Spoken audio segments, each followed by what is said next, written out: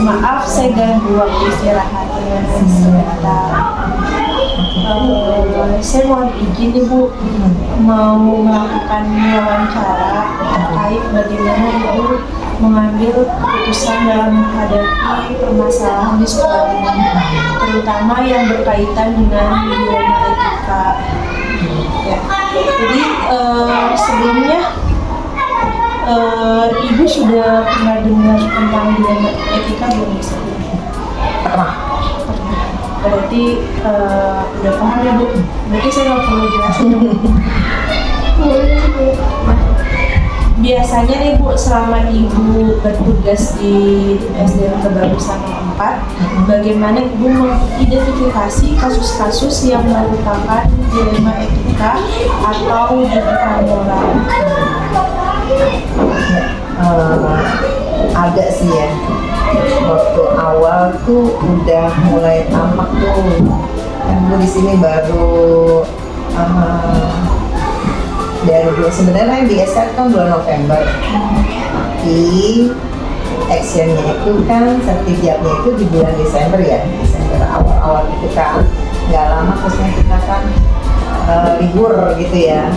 Pas di bulan Januari udah kelihatan ada beberapa kasus ya yang menurut Ibu itu sebenarnya nggak parah, biasa-biasa aja gitu. Tapi tetap mengusik pekerjaan Ibu kan, mulai dari kedisiplinan, mulai dari pembelajaran. Itu perannya itu dilemanya perannya sebenarnya sama diri sendiri gitu, bukan sama siapa-siapa, bukan sama teman-teman gitu, tapi perannya sama diri sendiri. Jadi bujukannya juga otomatis dari sendiri gitu. Kalau orang kan bujukannya dari luar, nah kalau Ibu bujukannya dari diri sendiri gitu. Nah, untuk mensikapi adanya dilema etika atau bujukan moral itu, maka ada beberapa strategi yang Ibu terapkan. Yang pertama itu adalah kita coba memetakan atau memapping kondisi lingkungan kita, lingkungan kerja kita. Itu kita petakan.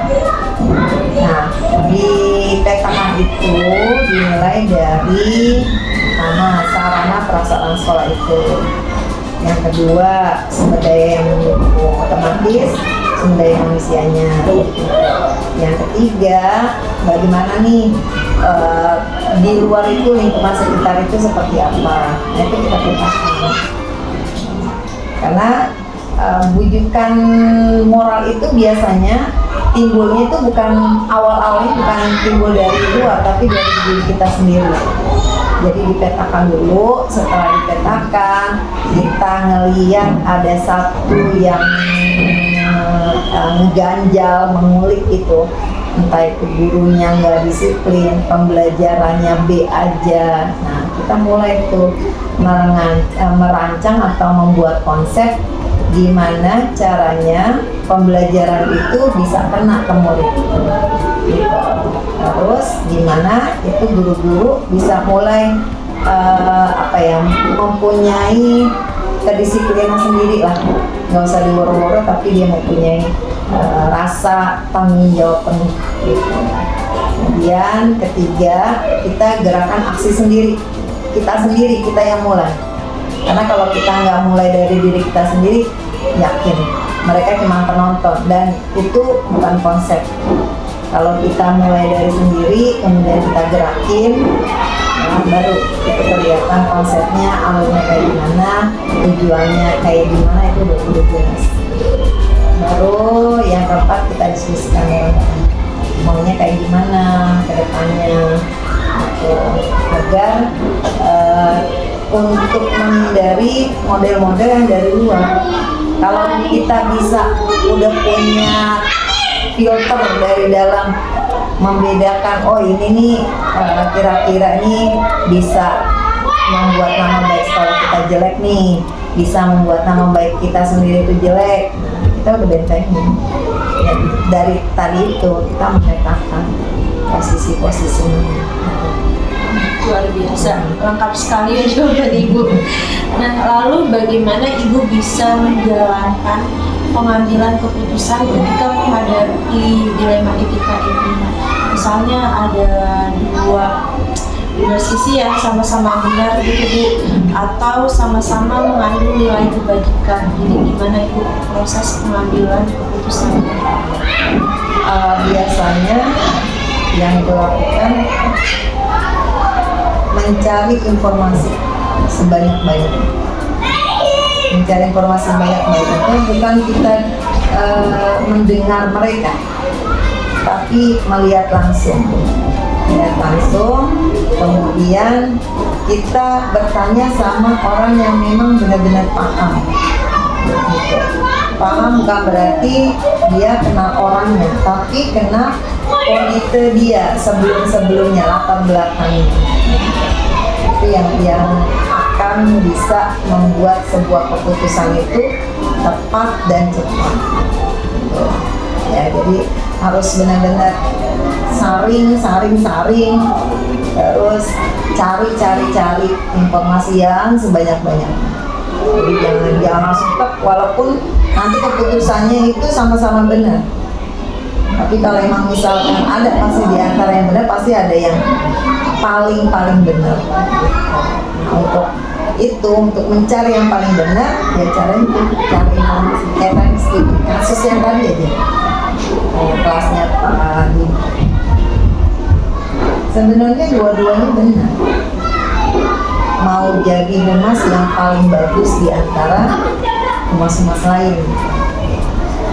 Yang satu konsepnya mau A, yang satu konsepnya sama maunya B. Nah, ada kelas tuh. Nah, kan untuk memutuskan supaya pilihan mana yang paling benar untuk dijalankan di kelas, itu memang kalau ibu memilih si A, pasti dia punya pendukung A. Memilih si B, pasti punya pendukung B. Makanya salah satu cara ibu nyari informasi dari mana? Dari guru kelas ini. Dari mana lagi? Ibu nyari tahu dari kelas yang sebelumnya. Nah, setelah itu dikumpulin, langsung nanya sama si fokus yang bermasalah itu. Ketemulah akarnya. Oh, ternyata dua-duanya benar. Itu tinggal kita mutusin mana yang dipakai dari A sama si B. Nah, kita putusin, ambil si A diambil, si B diambil. Klop kan, akhirnya nggak ada ini lagi, nggak ada rival-rivalan. Jadinya udah selesai ya? Udah clear alhamdulillah tadi. Si A begini, si B begini, cari jalan keluar. Alhamdulillah. Yes. Berarti dari yang saya tangkap itu bisa jadi dibilang langkah-langkah atau prosedur Ibu dalam mengambil keputusan. Berarti harus mendengarkan dari sisi yang lain juga ya Bu. Jadi tidak hanya dalam satu sisi aja. Nah, lalu hal-hal apa saja yang selama ini Ibu lakukan agar keputusan yang Ibu ambil itu berjalan efektif? Langkah yang ibu ambil itu setelah tadi ini kasusnya baru-baru ini. Pertama ibu lakukan itu tetap mengkondisikan pembelajaran itu harus sesuai tujuan. Anak harus bahagia lagi belajar, kelasnya aman, nyaman. Karena kalau udah mulai kelasnya nggak nyaman, ada kelas atau humas yang berselisih paham, itu berimbas yakin sama anaknya. Maka yang ibu lakukan itu adalah bikin suasana kelas tetap aman, nyaman, bahagia. Terus yang kedua, itu tetap memantau dengan apa? Keluar dari kebiasaan orang-orang. Memanggil lagi nggak usah, kita lihat, kita dekati sesekali, kita masuk ke ranahnya dia. Makanya ibu minta dimasukin ke grup orang untuk memantau perkembangannya. Berarti dari semua yang udah ibu jalani ini dengan ibu pilih, tentu ada tantangannya bu dalam mengambil sebuah. Misalnya ibu udah punya keputusan, suatu keputusan, tentu ketika mau dijalankan ada tantangannya, ya entah itu dari orang tua murid atau dari guru atau dari masyarakat. Itu Kendalanya sih balik lagi. Gimana cara memanajemen waktu ibu gitu. Jadi kalau ada kasus kayak gini lagi, ibu harus bisa mendelegasikan orang yang tepat untuk mencoba menjadi penengah di antara mereka yang bermasalah. Karena nggak mungkin kalau ibu semua. Gitu. Jadi harus bisa manajemen waktu, harus mendelegasikan orang yang terpercaya, penengah, tidak blok-blokan gitu. Terus yang ketiga, selalu mendengarkan umpan balik yang disampaikan oleh orang-orang, dari teman-teman guru, dari orang tua murid, dari murid sekalipun gitu. Tapi hanya sekedar mendengar, bukan sebagai mengambil keputusan, oh ini harusnya benar. Jadi kita dengerin, terus kita pelajarin, baru kita eksekusi. Kendalanya itu aja. Manajemen waktu itu yang susah. yang susah ya bu. Jadi mengatur waktunya. Nah, berarti selama ini ibu punya jadwal tertentu nggak untuk menyelesaikan suatu kasus dilema etika, atau misalnya langsung diselesaikan di tempat saat itu juga bu? Terus prosedurnya bagaimana kalau misalnya diselesaikan di tempat? Prinsip ibu, nggak ada masalah yang nggak bisa diselesaikan. Jadi kalau toh nemu masalah, hari itu selesai. Jadi diselesaikan di tempat Langsung. Makanya kayak tadi tuh, ibu berharap keluar dari pintu ini, keluar dari ruangan ini udah nggak ada masalah. Gitu. Dan memang kelihatannya begitu itu saling minta maaf gitu ya. Terus kelihatan kan minta maaf yang tulus atau yang di belakangnya itu timbul rasa jengkel kelihatan. Tapi ibu liatin tadi nggak ada sih. Jadi tahu intinya itu pada saat kita mau mengambil keputusan, kita rendahin dulu ego kita. Kita rendahin serendah-rendah. Karena seorang kepala sekolah itu dia bisa mengambil keputusan cepat, dan dia bisa juga merendahkan dirinya dengan apa? Untuk mengambil yang terbaik. Merendahkan diri bukan berarti kita paling rendah, tapi itu wujud dari tingginya ilmu kayak gitu. Gitu. Kan adab itu lebih tinggi daripada ilmu. Jadi ditekankan setiap masalah pasti ada solusi. Setiap solusi pasti ada ketepatan waktu dalam mengambil keputusan. Kebetulan udah benar, tapi waktunya nggak tepat, gitu. Akhirnya ada lagi pasti buntutnya panjang. Gitu. Jadi cara supaya tepat kayak gimana? Ya tadi, cari informasi, dengerin, terus turunin ego. Udah, kalau udah turunin ego, buka jaket kebesaran kita sebagai kepala sekolah, jadi sama nih, posisinya sama, apa? Nggak ada jarak lagi. Luar biasa ya dari jawaban itu. Nah ini kira-kira ibu ada nggak seseorang atau faktor-faktor yang ibu dalam mengambil keputusan di sekolah, terutama di sekolah ini? Jadi apakah ibu punya seseorang atau faktor-faktor yang ibu dalam mengambil keputusan? Sebenarnya semuanya itu menurut ibu pendukung ibu, karena setiap ada masalah di sekolah ini ibu selalu melibatin teman.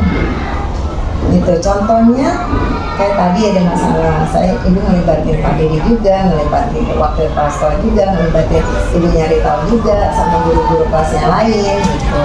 Itu contoh. Terus apalagi pada saat kita mau ngebongkar perpustakaan, kita pindah, itu selalu kan. Jadi faktor pendukungnya bukan 1, 2, 3 orang, tapi seluruh yang ada di sini. Gitu. Dan itu kenapa? Karena kita buang itu dulu, taruh dulu jaket kita, baru samain persepsi, itu yang disebutnya pemimpinnya di situ. Jadi kualitas kepemimpinan tuh dilihat dari situ. Pada saat ngadepin masalah, dia bukannya mengedepankan egonya, tapi buang jaketnya, bareng-bareng duduk, rendahin. Kalau dia memang sebenarnya mampu, rendahin. Luar biasa nih, saya banyak belajar nih dari Ibu hari ini tentang pengambilan keputusan seorang pemimpin ya Bu, terutama Ibu sebagai kepala sekolah. Dari banyak obrolan kita dari tadi, kira-kira apa sih hikmah yang Ibu dapat ambil dari pembicaraan kita hari ini? Yang dapat Ibu ambil, terutama dalam pengambilan Ibu, Ibu kan seperti merefleksi lagi kan ya Bu. Nah, jadi hikmah dari Ibu pengambilan keputusan itu apa dari obrolan kita tadi? Semakin mawas diri, Semakin mawas diri. semakin mawas diri, semakin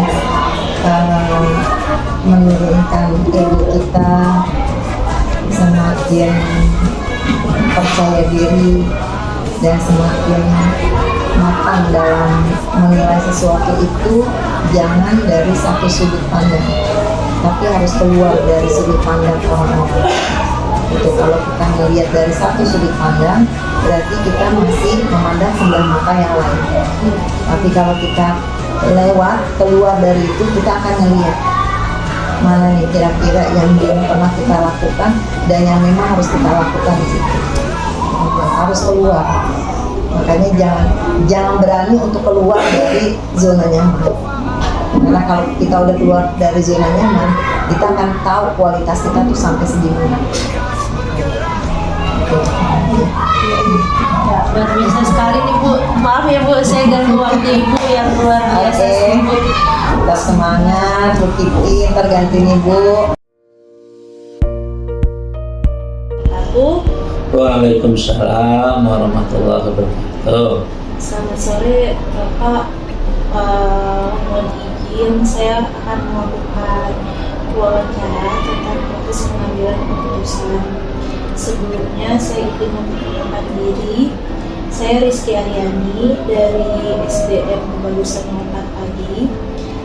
Saat ini saya melakukan wawancara untuk tugas dari pendidikan guru penggerak angkatan 10 ya Pak.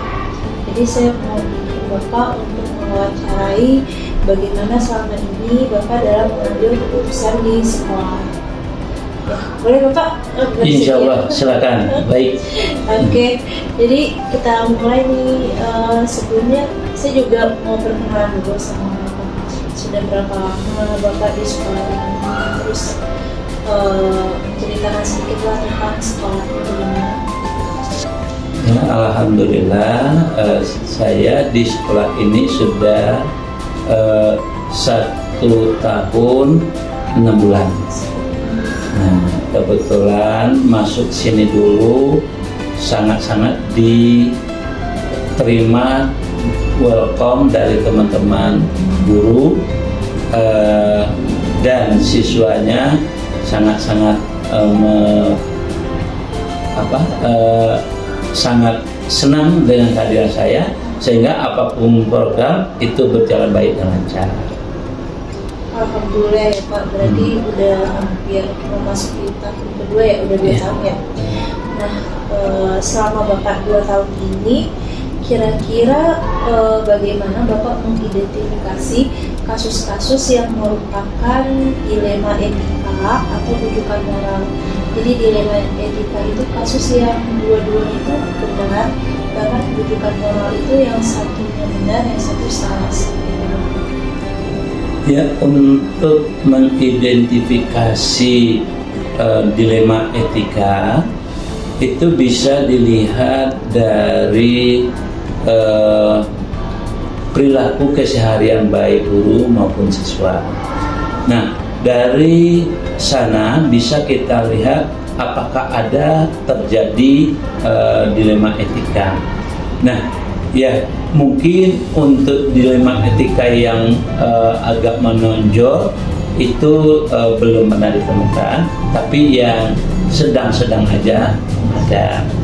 Nah, contoh ada anak yang hadir di sekolah itu telat setiap hari.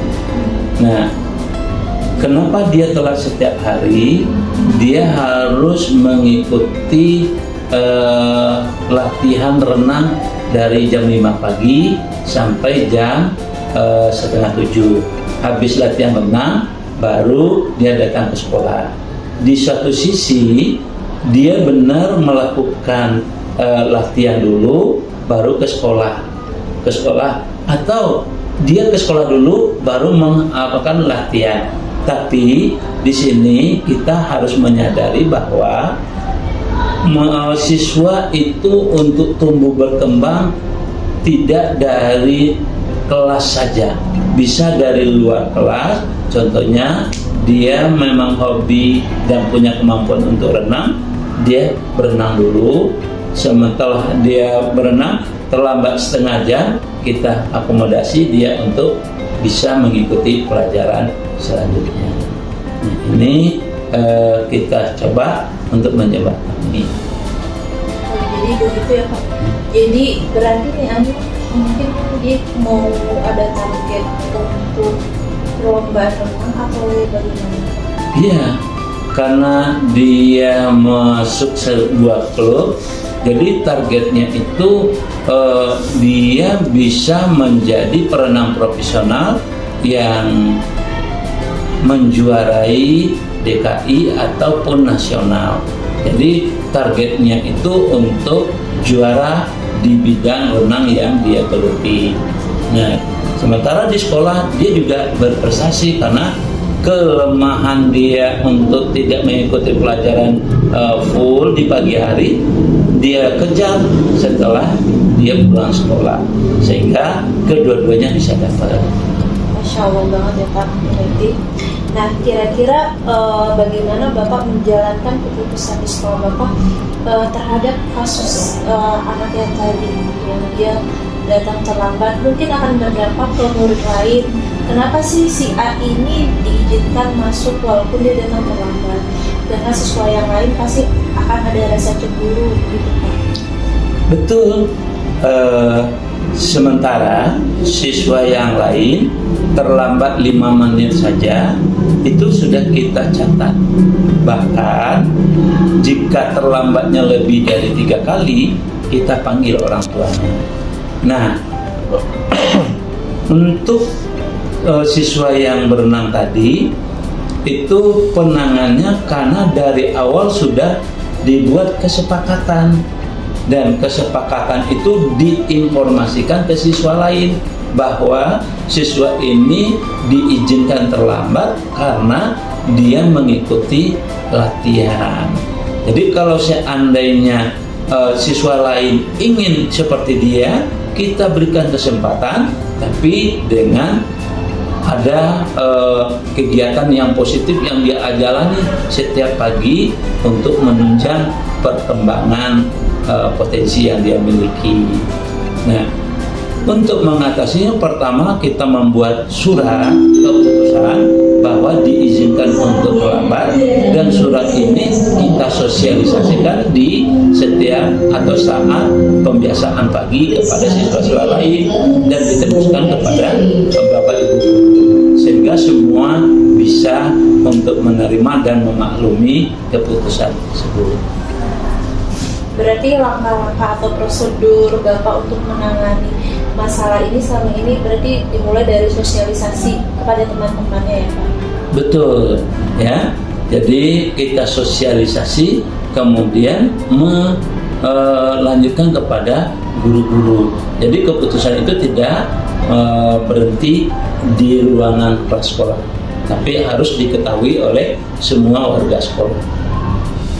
Lalu menurut Bapak nih, apa sih langkah-langkah yang efektif yang sudah Bapak jalani dalam mengatasi dilema etika yang terjadi di sekolah Bapak? Jadi jadi langkah-langkah efektif yang akan Bapak ambil terus ketika menghadapi permasalahan dilema etika? Kalau terjadi dilema etika itu, maka kita melihat positif yang mana di antara etika yang ada. Kalau seandainya kedua-duanya benar, maka cari yang paling benar. Kalau kedua-duanya baik, maka cari yang terbaik. Maka keputusan kita akan mengarah kepada yang terbaik untuk siswa. Betul sekali. Jadi apapun keputusan kita merupakan hal yang terbaik untuk siswa ya Pak. Betul, karena di misi kita di SMP Negeri 233 pembelajaran yang berpihak kepada siswa atau kepada peserta didik. Tentu dalam menjalankan sebuah keputusan tentu ada tantangan ya Pak.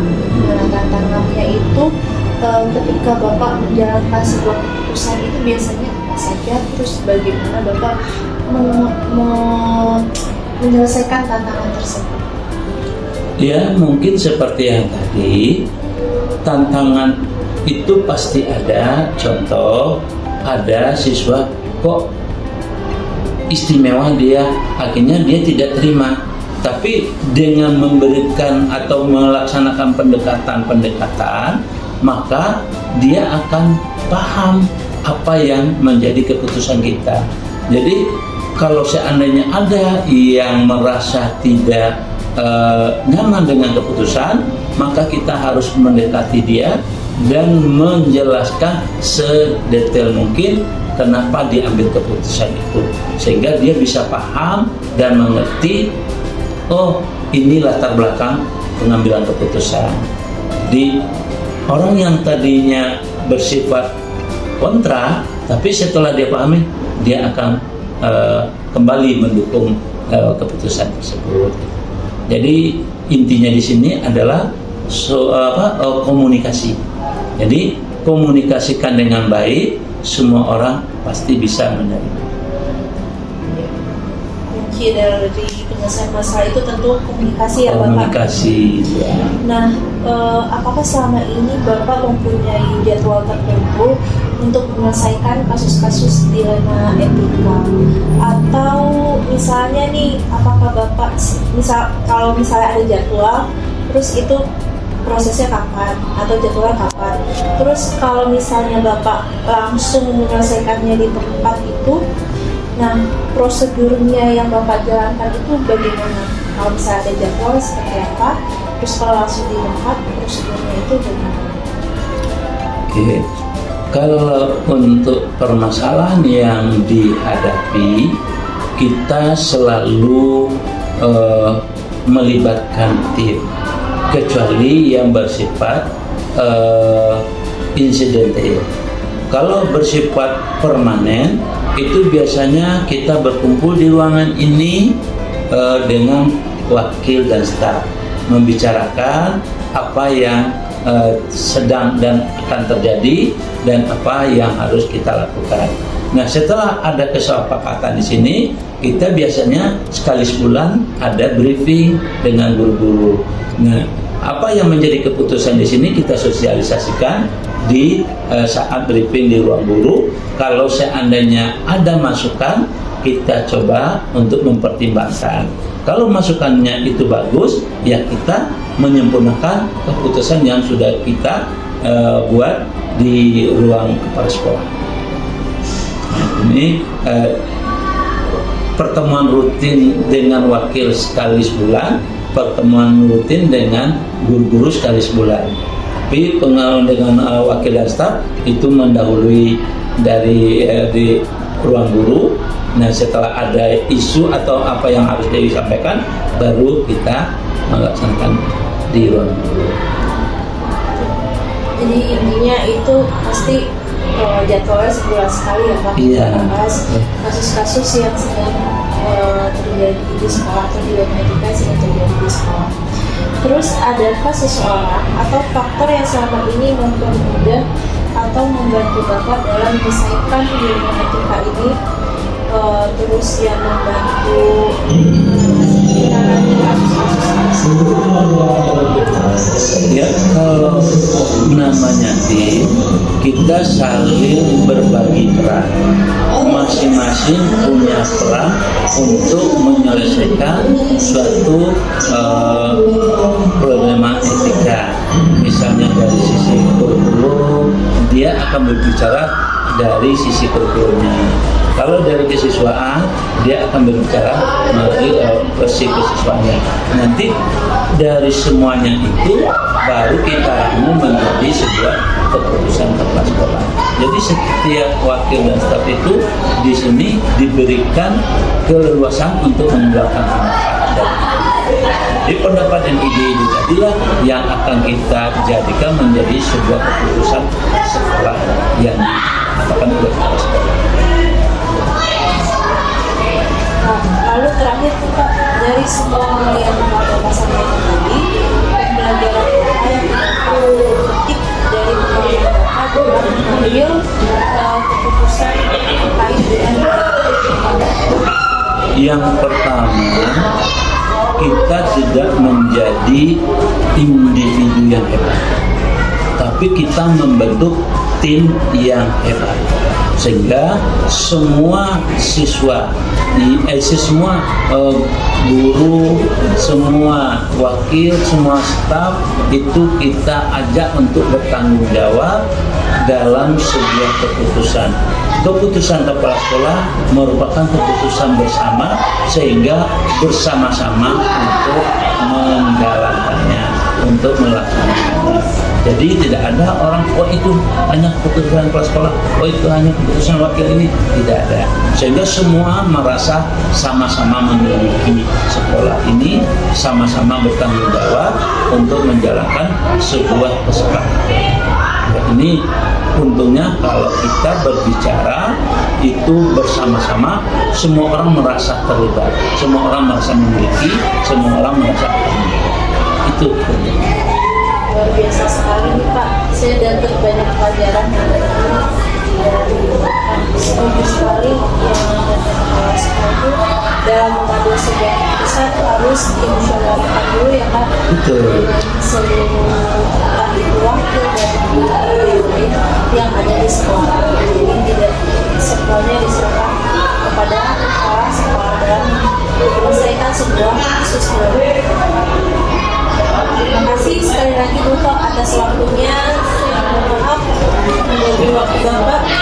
Sama-sama, saya malah bangga ada adik-adik yang ingin maju untuk berkembang menjalankan. Ya, saya siap mendukung, siap untuk mensupport. Selamat ya. Terima kasih banyak ya Pak atas waktunya. Saya pamit dulu ya Pak. Ya.